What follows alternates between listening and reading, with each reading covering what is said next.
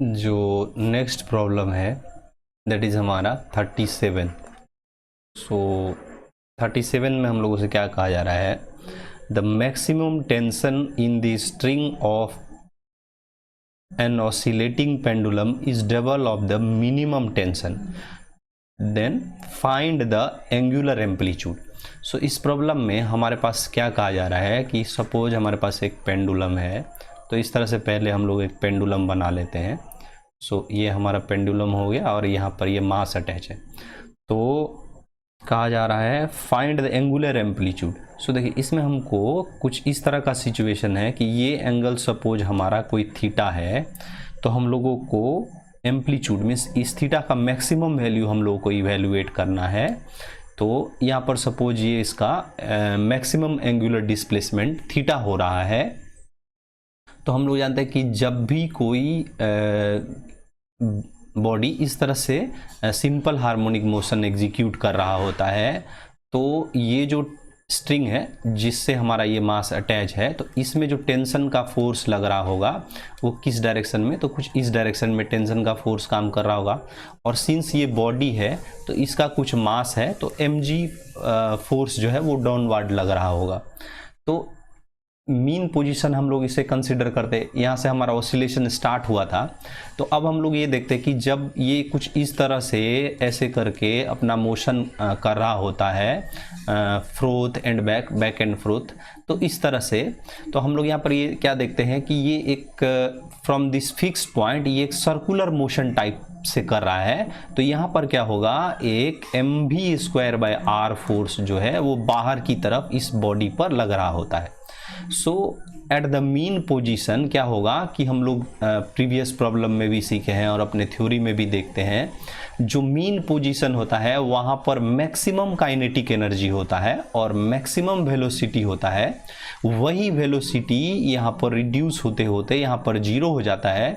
तो उस इंस्टेंट में यहाँ पर काइनेटिक एनर्जी टोटली जीरो हो जाता है और all kinetic energy at this position is converted to potential energy at this position. So हम लोग यहाँ पर क्या कहते हैं कि इस एक्सट्रीम पोजीशन पे, सो एट एक्सट्रीम पोजीशन पर क्या होता है कि जो v है, वेलोसिटी है, वो जीरो हो जाता है और जो डिस्प्लेसमेंट है, और यहाँ पर हम इसको डिस्प्लेसमेंट ही लिख लेते हैं। सो डिस्प्लेसमेंट जो होता है वो एक्सट्रीम पोजीशन पर मैक्सिमम हो जाता है। तो हम लोग यहाँ पे क्या कहेंगे कि यहाँ पर कोई भी मीन्स वेलोसिटी नहीं है। तो अगर यहाँ पर हम लोग इसको कुछ इस तरह से देखें, ये एंगल हमारा थीटा है, तो ये एंगल भी हमारा थीटा होगा इस प्रकार से। अब अगर ये यहाँ पर ये ब्लॉक है तो इसका एक mg फोर्स जो है अगेन वो इस डायरेक्शन में काम कर रहा होगा। और हम लोग अगर इस वाले लाइन को इस तरह से थोड़ा सा एक्सटेंड कर देंगे तो हम लोग क्या कहेंगे, जो ये वाला एंगल है थीटा, उस सिचुएशन में ये वाला एंगल भी थीटा होगा। तो अगर ये mg है तो उस इंस्टेंट में ये हो जाएगा mg cos थीटा और ये हमारा टेंशन है। सो इस दोनों पोजीशन पे, सपोज इसको हम लोगों ने A पोजीशन कहा और इसको B पोजीशन कहा। सो दोनों पोजीशन पे अगर हम लोग टेंशन इवेल्युएट करने का ट्राई करेंगे तो हमको क्या मिलेगा, तो देखिए टेंशन का वैल्यू यहाँ पे हो जाएगा mg प्लस ऑफ mv²/r। सो ये है हमारा at A position. So this हम लोग कंसिडर करते हैं कि हमारा इक्वेशन 1 है। पर जब हम लोग इक्वेशन 2 के बारे में देखते हैं तो यहाँ पर देखिए क्या हो रहा है। सो टेंशन जो हो रहा है वो एग्जैक्टली इक्वल हो जा रहा है mg cos थीटा के। क्यों? क्योंकि यहाँ पर जो है वो v नहीं है, मीन्स v टर्म जीरो है। सो v टर्म जीरो होने की वजह से यहाँ पर जो है वो tension only equals to mg cos theta. तो अब देखिए इसको इक्वेशन अगर सेकेंड मानेंगे तो हमारे पास यहाँ पर क्या दिखाई देगा, यहाँ पे देखिए mg plus of mv²/r। Already mg जो है वो mg cos थीटा से ज़्यादा होगा और उसमें फिर एक और टर्म ऐड हो रहा है mv²/r। दैट मीन्स इस दोनों में जो मैक्सिमम होगा वो यही वाला मैक्सिमम होगा और ये वाला जो है वो मिनिमम हो जाएगा। तो इस तरह से हम लोगों को टेंशन मैक्सिमम और टेंशन मिनिमम का वैल्यू जो है वो इवेल्युएट हो चुका है। तो अब हमने उसे क्वेश्चन में जो पूछा जा रहा है कि जो टेंशन मैक्सिमा है, ये क्वेश्चन में दिया जा रहा है कि टेंशन जो मैक्सिमम वैल्यू है ये twice of the tension minimum value है। तो इसको हम लोग इस तरह से लिख सकते हैं। अकॉर्डिंग टू क्वेश्चन हमको ये टर्म दिया जा रहा है कि maximum value of the tension is twice of the minimum value of tension. So this हमारा इक्वेशन नंबर 3। अब हमसे इसमें जो पूछा गया है find the angular amplitude, that means हम लोगों को इसमें थीटा का वैल्यू पता करना है। सो दिस इक्वेशन को ट्वाइस टाइम मल्टीप्लाई कर देंगे तो ये इस इक्वेशन के इक्वल हो जाएगा। पर हमको यहाँ पे देखिए दो टर्म अननोन है, एक v भी अननोन है और एक थीटा भी अननोन है। सो हमको यहाँ पर क्या करना होगा कि v को किसी भी तरीके से इन टर्म्स ऑफ थीटा लाना होगा। तो देखिए अगर v को हमें किसी भी तरीके से थीटा लाना हो तो ये हमारा जो है वो नेक्स्ट अप्रोच होगा। तो देखिए इसको सीखेंगे हम लोग किस तरह से, तो यहाँ पे इसको हम लोग पहले ही सीख चुके हैं लेकिन थोड़ा सा और भी देख लेते हैं। देखिए जब हमने कहा कि ये वाला ब्लॉक यहाँ पर था तो इसमें मैक्सिमम काइनेटिक एनर्जी था। दैट मीन्स यहाँ पर जो भी एनर्जी था वो सिर्फ और सिर्फ काइनेटिक एनर्जी ही था। क्यों? क्योंकि इस पोजीशन पर जो थीटा का वैल्यू हो रहा होगा, सो इस पोजीशन पर जो थीटा का वैल्यू हो रहा होगा दैट विल बी 0। सो यहाँ जो थीटा का वैल्यू था वो 0। इसको हम लोग इस तरह से नहीं लिखते ताकि कोई मीन्स वेक्टर का ड्राइंग इसको बाद में ना समझा जाए। तो यहाँ पे जस्ट इस तरह से लिखते हैं कि यहाँ पर हमारा जो थीटा का वैल्यू हो रहा था दैट इज 0, पर यहाँ पर जो थीटा का वैल्यू हो रहा है दैट इज हमारा थीटा मैक्सिमा हो रहा है और थीटा मैक्सिमम हो रहा है। सो यहाँ पर जो भी मीन्स डिस्प्लेसमेंट तो कुछ है नहीं, तो पोटेंशियल एनर्जी इस पोजिशन पर 0 होता है।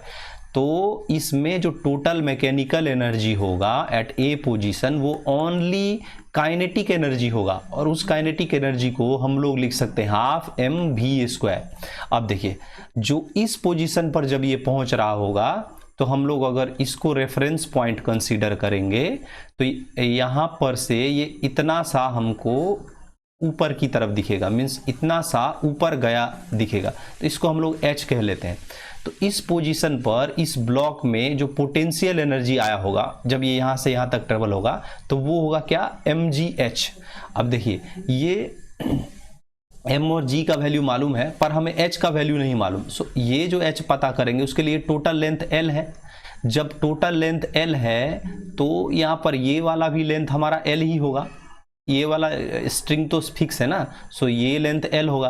तो जब ये लेंथ l है बाय दैट टाइम हम लोग यहाँ पर क्या कहेंगे, जो इस इंस्टेंट में हमारे पास यहाँ पर जो l का वैल्यू है इसका हम दो कंपोनेंट अगर देखने का ट्राई करेंगे तो एक हो जाएगा l cos थीटा। सो l cos थीटा वाला टर्म ये हो जाएगा हमारा l cos थीटा, और हमको इसका नीड नहीं है तो जस्ट इसको ही देखेंगे।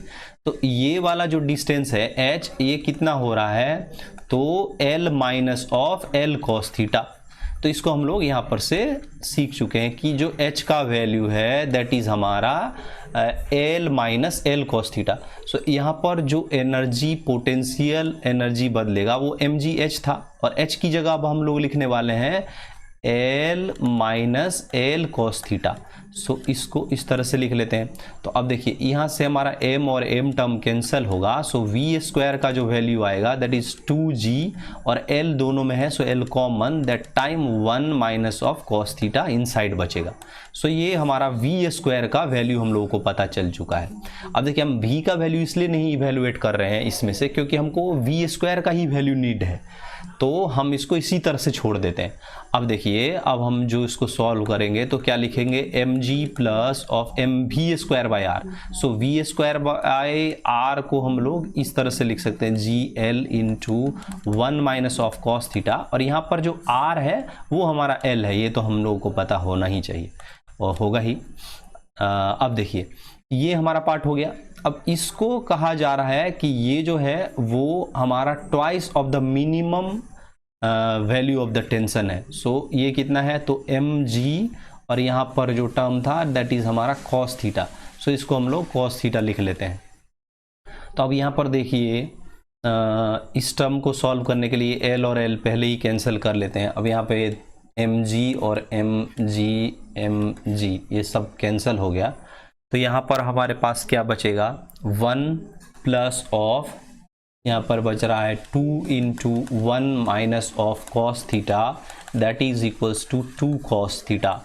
सो इसको हम लोग लिख सकते हैं 1 plus of 2 minus of 2 cos theta and इधर 2 cos थीटा। सो इसको इधर ले जाएंगे तो 4 cos थीटा बन रहा है। अभी देखिए ये जो वैल्यू आ रहा है 3 is equals to 4 cos theta हो रहा है। सो cos थीटा का जो वैल्यू होगा that will be 3/4। So theta का जो वैल्यू होगा that will be cos inverse 3/4। सो यही वैल्यू हम लोगों से पूछा जा रहा था इन क्वेश्चन नंबर 37। सो हम लोगों से पूछा जा रहा था कि यहाँ पे थीटा का जो वैल्यू होगा वो हमें बताना है। कंडीशन क्या था कि जो टी मैक्सिमा था वो twice of the T minima था। तो टी मैक्सिमा के लिए हम लोगों ने देखा कि mv²/r टर्म जो है वहाँ यहाँ पर ऐड होता है, और जो टी मिनिमम होता है उस इंस्टेंट वेलोसिटी 0 हो जाता है। तो जब वेलोसिटी 0 होगा तो कुछ भी काइनेटिक एनर्जी वहाँ पर नहीं होगा। उस सिचुएशन में हमारे पास ओनली जो टर्म बचता है that is t is equals to mg cos theta. So इस तरह से हम लोगों ने t मिनिमम और t मैक्सिमम का वैल्यू इवेल्युएट करने के बाद उसको इक्वेट किया according to our given condition. फिर हम लोगों को cos थीटा का वैल्यू पता